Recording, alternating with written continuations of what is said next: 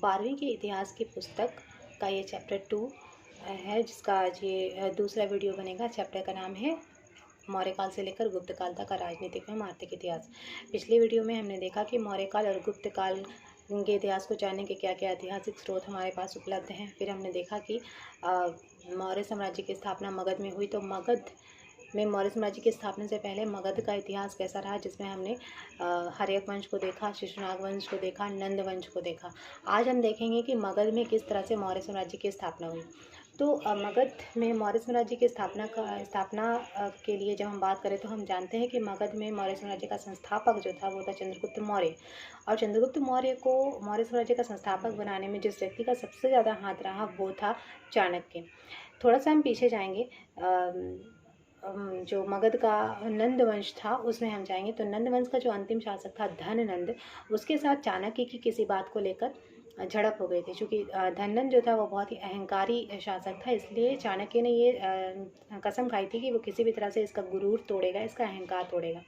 और इसी क्रम में उसकी मुलाकात हुई चंद्रगुप्त से। चंद्रगुप्त उस समय छोटा बालक था और जिस समय चाणक्य ने उसे देखा उस समय वो अन्य बच्चों के साथ मिलकर कोई खेल खेल रहा था। और खेल के क्रम में वो जो था वो छोटा बालक चंद्रगुप्त मौर्य वो एक राजा बना था और उसके जो साथी थे उनको उसने अपनी प्रजा बनाया था। और वो राजा एक तरह से राजा किस तरह से शासन करता है वो इसी तरह का खेल खेल रहा था। उसी समय उस बालक को देखकर चाणक्य को उसकी प्रतिभा का एहसास हुआ और उसने उसे कुछ कर्षापन देकर खरीद लिया था।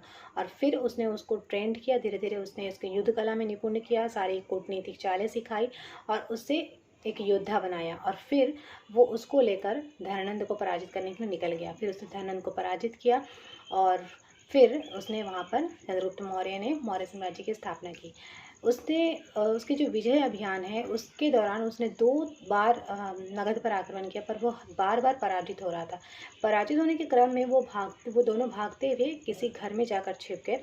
और वहाँ उस घर में उन्होंने देखा कि उस घर की जो माँ थी वो अपने बच्चों को रोटी खिला रही थी।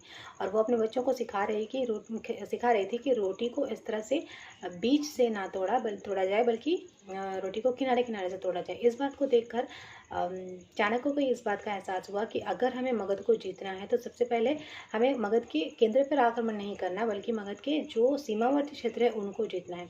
तो इसी रणनीति के तहत उसने मगध के सीमावर्ती क्षेत्रों को पहले जीता और फिर उसने मगध पर आक्रमण करके धननंद को पराजित किया और वहाँ पर मौर्य साम्राज्य की स्थापना की। तो अब हम आते हैं चंद्रगुप्त मौर्य पर। तो चंद्रगुप्त मौर्य का जो टाइमिंग था वो था 322 ईस्वी से लेकर 298 ईसा पूर्व तक, जब उसने नंदवंश को अविनाश करके मौर्य साम्राज्य की स्थापना की थी। मौर्य साम्राज्य की स्थापना के बाद के दौरान उसने यूनानी शासक सेल्यूकस निकेटर को युद्ध में परास्त किया था। और सेल्यूकस से उसने एक संधि की और संधि के तहत उसने सेल्यूकस की पुत्री हेलेना से विवाह किया और इसके बदले में सेल्यूकस ने उसे अपना एक राजदूत मेगास्थनीस दिया और 500 हाथी उपहार स्वरूप दिया था। और यही मेगास्थनीस जो था उसने इंडिका की रचना की। इंडिका उसकी सबसे महान कृति थी, जिससे के आधार पर हमें मौर्य साम्राज्य के इतिहास की जानकारी मिलती है। इसके बाद एक और जो इम्पोर्टेंट तथ्य है चंद्रगुप्त मौर्य के बारे में वो ये है कि चंद्रगुप्त मौर्य जैन धर्म में दीक्षित था और उसने भद्रबाहु नाम के एक जैन मुनि से दीक्षा ली थी। और इसी धर्म के तहत एक नियम है जो कि कहलाता है सल्लेखन, जिसमें व्यक्ति अपनी इच्छा से उपवास के द्वारा अपने शरीर को कमज़ोर करता हुआ अपने शरीर का त्याग करता है। तो चंद्रगुप्त मौर्य ने भी सल्लेखन के द्वारा ही अपने शरीर का त्याग किया था, उपवास के द्वारा, और इस तरह से उसकी मृत्यु हुई थी। चंद्रगुप्त मौर्य की मृत्यु के बाद बिंदुसार शासक बनता है, जो 298 से लेकर 273 ईस्वी तक, ईसा पूर्व तक शासन करता है। ये इसके शासनकाल में तक्षशिला पर 2 बार विद्रोह हुए। इसने दोनों बार विद्रोह को दबाने के लिए अपने बेटों को भेजा। पहली बार विद्रोह को दबाने के लिए अपने बेटे अशोक को भेजा और दूसरी बार उसने विद्रोह को दबाने के लिए अपने छोटे बेटे राजकुमार सुशीम को भेजा था। तो इस तरह से हम देख रहे हैं कि अशोक को राजा बनने से पहले ही युद्ध का, राजनीति का काफ़ी अनुभव हो गया है, काफ़ी ज्ञान हो गया है। इसके समय में जो यूनानी शासक राजदूत बनकर इसके दरबार में आया था वो था एंटियोकस का राजदूत जिसका नाम था डायमिकस। इसको नोट डाउन कर लेना। इसके बाद शासक बनता है अशोक। अशोक का शासनकाल है 273 से लेकर 236 ईस्वी पूर्व तक। अशोक जब शासक बनता है तो वो एक बहुत ही क्रूर शासक रहा। उसके बहुत सारे उसके शिलालेख और अभिलेख मौजूद हैं। उसके अभिलेखों में जो 13वां शिलालेख है उससे यह पता चलता है कि उसने अपने राज्याभिषेक के 8वें वर्ष में कलिंग पर विजय प्राप्त की थी। कलिंग विजय की कहानी जो है वो कुछ इस तरह से है कि कलिंग पर उसने जब आक्रमण किया तो यह युद्ध इतना भयावह हुआ, इस युद्ध में इतना ज़्यादा नरसंहार हुआ, इतना ज़्यादा खून खराबा हुआ कि जब युद्ध जीतने के पश्चात वह युद्ध क्षेत्र में गया, रणभूमि में गया और उसने चारों तरफ जब लाशें ही लाशें देखी और लहूलुहान लोगों का शव देखा तो उसका हृदय परिवर्तन हो गया। वो इतना ज़्यादा द्रवित हो उठा, इतना ज़्यादा करुणामयी हो गया कि उसने शपथ ली कि वह भविष्य में कभी भी हथियार नहीं उठाएगा। और यहीं से उसकी जीवन की नई दिशा निर्धारित हो जाती है। और यहाँ उसने युद्ध विजय को छोड़कर अब वो धम्म विजय की ओर निकल पड़ता है। धम्म विजय अर्थात उसने एक नया धर्म चलाया था। जो उसका धर्म था वो कोई नया धर्म नहीं था, बल्कि उस समय मौजूद जितने धर्म थे उन सभी धर्मों का सार को लेकर उसने ये नया धर्म चलाया था, जो कि एक धम्म कहलाता है। और इस धम्म के तहत उसने कुछ नीति नियम बनाए थे, जिसके आधार पर वो चाहता था कि उसके राज्य के सभी लोग, सभी वर्ग के लोग उन नियमों का पालन करें। और वो खुद भी अहिंसा के रास्ते पर चल पड़ा। उसने हिंसा हमेशा के लिए छोड़ दी थी।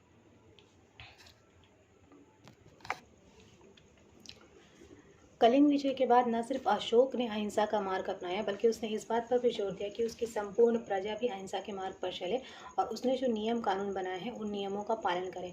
अशोक ने बहुत सारे जन कल्याण के कार्य किए, जैसे सड़कों के किनारे वृक्ष लगवाना, सड़कें बनाना, सरायों का निर्माण करवाना, पथिकों के लिए, राहगीरों के लिए सुविधाओं को ध्यान में रखकर उनके लिए इंतज़ाम करना। इस तरह से उसने बहुत सारे लोक कल्याणकारी कार्य किए। साथ ही उसने धर्म के जो नियम बनाए उन नियमों को उसने विभिन्न स्थानों पर शिलालेखों पर खुदवाए, ताकि उन नियमों को अच्छी तरह से पढ़कर लोग उन नियमों का पालन कर सके।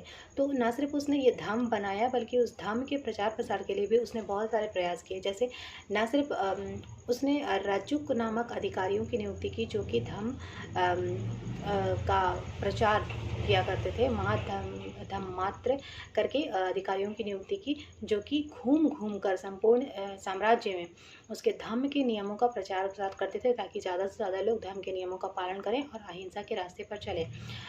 इसके अलावा वो चाहता था कि विदेशों में भी उसका धर्म जो है वो ज़्यादा प्रसिद्ध हो जाए। तो विदेशों में उसने अपने धर्म प्रचार कराने के लिए कुछ लोगों को भेजा, जिसमें उसने अपने पुत्र और पुत्री महेंद्र और संघमित्रा को भी भेजा था। तो यहाँ से ये क्वेश्चन आता है कि अशोक ने किस जगह पर धर्म प्रचार के लिए किस व्यक्ति को भेजा था। तो वो मैं टेक्स्ट बुक में करके दिखाऊंगी। और इसके बाद हम लोग देखेंगे अशोक के अभिलेखों के बारे में, जिसके बारे में मैंने कहा था कि इसका हम अलग से अध्ययन करेंगे। ठीक है, आइए देखिए, अशोक ने अपने विदेशों में धर्म प्रचार के लिए किस तरह से प्रयास किए। इस तरफ में देश के नाम है और इस तरफ प्रचारक हैं जिन्हें उसने वहाँ भेजा था। तो सबसे पहले कश्मीर एवं गंधार में उसके धर्म प्रचार के लिए उसने भेजा था मंझंती को। हिमालय देश में उसने भेजा मज्जिम को। वनवासी यानी उत्तरी कन्नड़ में उसने भेजा रक्षित को। यवन देश में उसने भेजा महारक्षित को। अपरांतक में उसने भेजा धर्म रक्षित को। महाराष्ट्र में उसने भेजा महाधर्म रक्षित को। महिषमंडल जो मैसूर है वहाँ पे उसने भेजा महादेव को। सुवर्ण भूमि पर भेजा उसने सोन एवं उत्तरा को। और श्रीलंका पर उसने भेजा महेंद्र और संघमित्रा को, जो कि उसके अपने पुत्र और पुत्रियां थी। तो ये थे अशोक के प्रयास जो उसने धर्म प्रचार के लिए किए। अब हम देखेंगे अशोक के अभिलेख। अशोक के जो अभिलेख हैं वो साम्राज्य विस्तार एवं धार्मिक दृष्टिकोण को समझने में बहुत ज़्यादा सहायक है। इसी अशोक के अभिलेखों के आधार पर हम समझ सकते हैं कि उसके साम्राज्य का विस्तार कहाँ कहाँ था और उसके धार्मिक दृष्टिकोण कैसे थे। मतलब अशोक के अभिलेख जहाँ जहाँ से मिले हैं हम इस बात का अंदाज़ा लगा सकते हैं कि यहाँ तक अशोक का साम्राज्य विस्तृत था। और अशोक के अभिलेखों में जो लिखा हुआ है उसको पढ़कर हम उसके धार्मिक दृष्टिकोण को समझ सकते हैं कि वो धार्मिक रूप से किस तरह का व्यक्ति था और वो कैसा सोचता था। अभी तक 40 से अधिक अभिलेख प्राप्त हो चुके हैं जो भारत के कोने कोने में बिखरे हुए थे। उनके अभिलेखों की हम बात करें तो अशोक के अभिलेख को 3 वर्गों में विभाजित किया गया है: शिलालेख, स्तंभ लेख और गुहा लेख। शिलालेख क्या है? शिलालेख 14 शिलाएं हैं जो भारत के विभिन्न स्थानों से मिले हैं।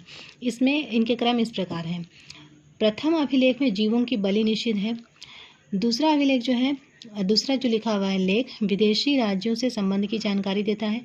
तीसरे अभिलेख में उसके धर्म प्रचार के बारे में क्या कहा गया है। चौथा जो उसका अभिलेख है शिलालेख, वो कहता है धर्म के उपदेश के बारे में। यहाँ से ये सारे क्वेश्चंस पूछता है कि अशोक के किस शिलालेख से किस बात की जानकारी मिलती है। अगर आपको पूछा जाए कि अशोक के प्रथम शिलालेख से किस बात की जानकारी प्राप्त होती है, तो आपको बताना है कि जीवों की बलि निषिद्ध है। दूसरे से विदेशी राज्यों के संबंध के साथ की जानकारी मिलती है। तीसरे से उसके धर्म प्रचार की जानकारी मिलती है। चौथे से उसके धर्म के उपदेश की जानकारी मिलती है। इस तरह से हम आगे देखेंगे।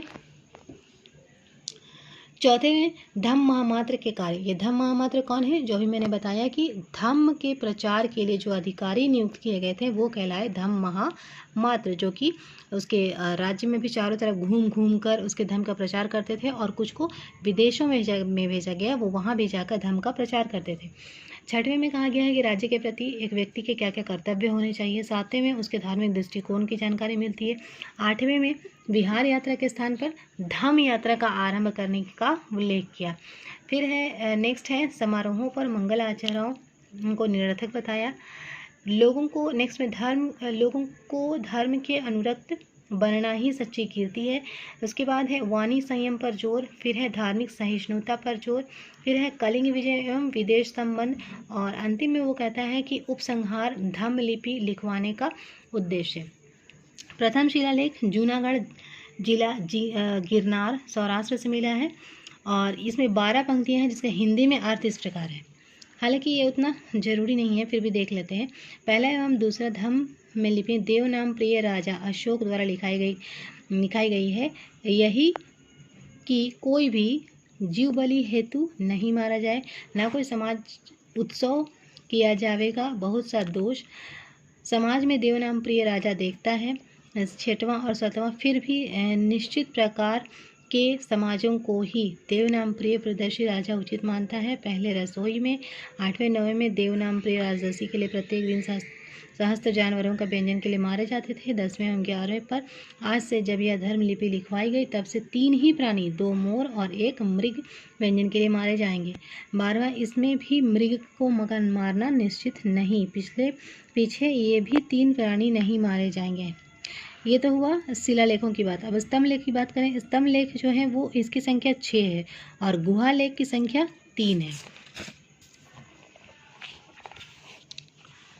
मास्की कर्नाटक, गुर्जरा दतिया जो मध्य प्रदेश में है एवं नेतूर तथा उडेगोलम बेल्लारी कर्नाटक से प्राप्त लघु शिलालेखों में अशोक के नाम उल्लिखित है। इसको अच्छी तरह से नोट कर लीजिएगा। यहाँ से बहुत क्वेश्चन पूछता है कि अशोक के किन किन शिलाओं में उसके नाम अशोक मिलते हैं, तो आपको ये बताना है मस्की, गुर्जरा और नेतूर। तो ये वीडियो में हम लोग इतना ही देखते हैं। नेक्स्ट जो वीडियो हम लोग बनाएंगे उसमें अशोक के या फिर मौर्य प्रशासन के बारे में हम लोग देखेंगे कि मौर्य प्रशासन कैसा था।